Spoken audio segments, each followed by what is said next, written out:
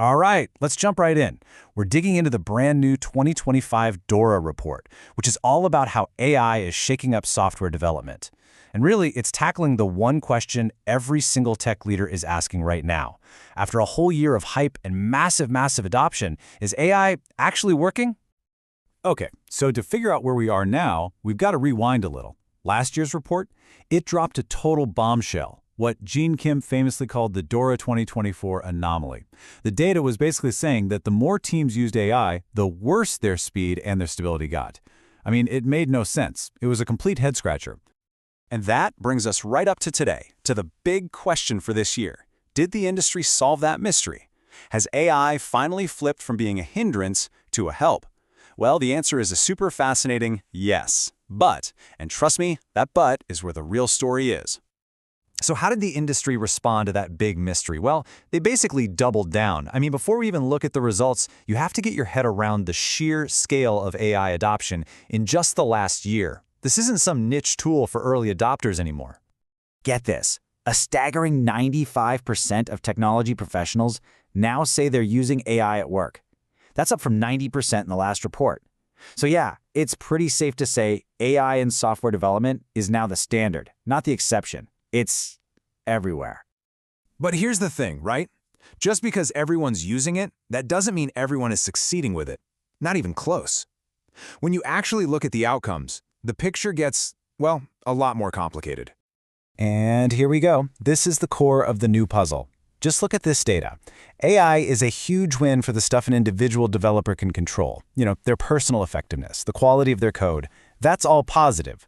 But when you zoom out and look at the whole system, it's a totally different story. It's having zero effect on burnout, and even worse, it's still making software delivery more unstable. That's a huge problem. This slide just captures that big shift perfectly. We basically solved half of the anomaly from last year. The industry figured out how to use AI to boost throughput, to ship code faster. And that's a massive win, no question.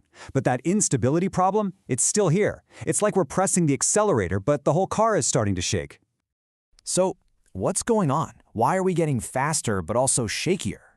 The answer, it turns out, isn't in one single metric. To really solve this, we have to understand that not all teams are created equal. We've got to go deeper. See, the report's big breakthrough was realizing you can't just slap a label on a team like good or bad. It's way more nuanced. So they did this really clever analysis, grouping thousands of teams into 7 distinct profiles. You can almost think of them as team personalities, and each one has its own unique mix of performance, stability, and even well-being. Let's just look at 2 extremes to see what this means. On one end, you have the harmonious high achiever. This is the dream, right? They're in this amazing virtuous cycle. Fast, stable, happy, not burning out.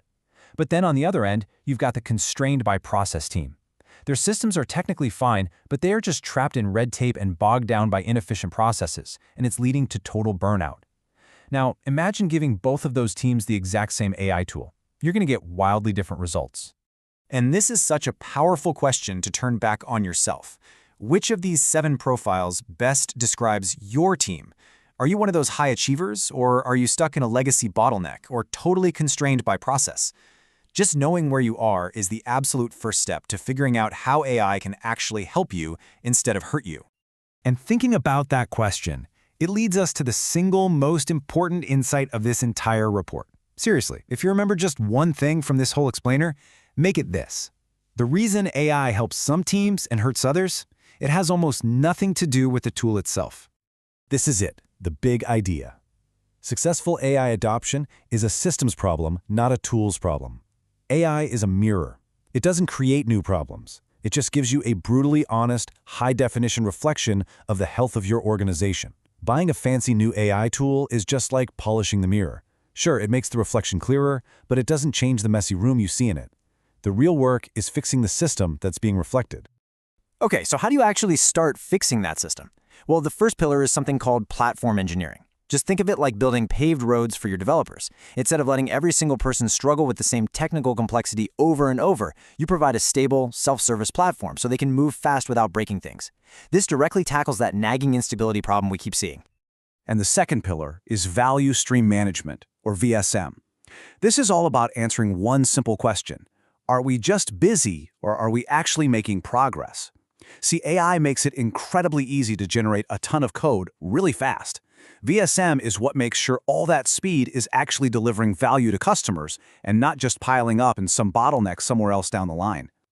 So, with those two big ideas in mind, platform engineering and VSM, the report gives us a really practical playbook.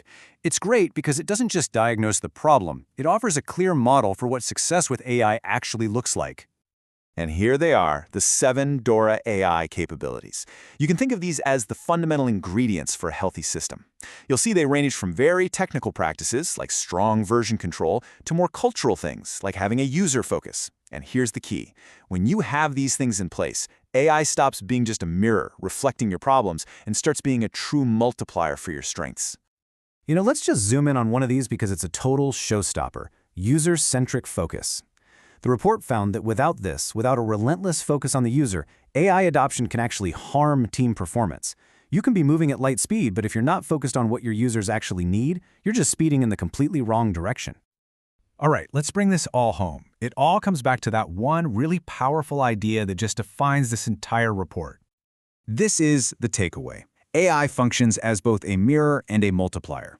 It's a mirror because it shows you the unvarnished truth about your team's culture, your processes, all the good and the bad.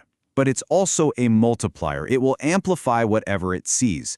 Good habits, they become great performance. But existing chaos, that becomes a total disaster. So the real question for you and your team isn't, should we adopt AI? That ship has sailed. The question is, are we ready for what it's going to show us? When you hold up that AI mirror in your organization, what's it going to reflect?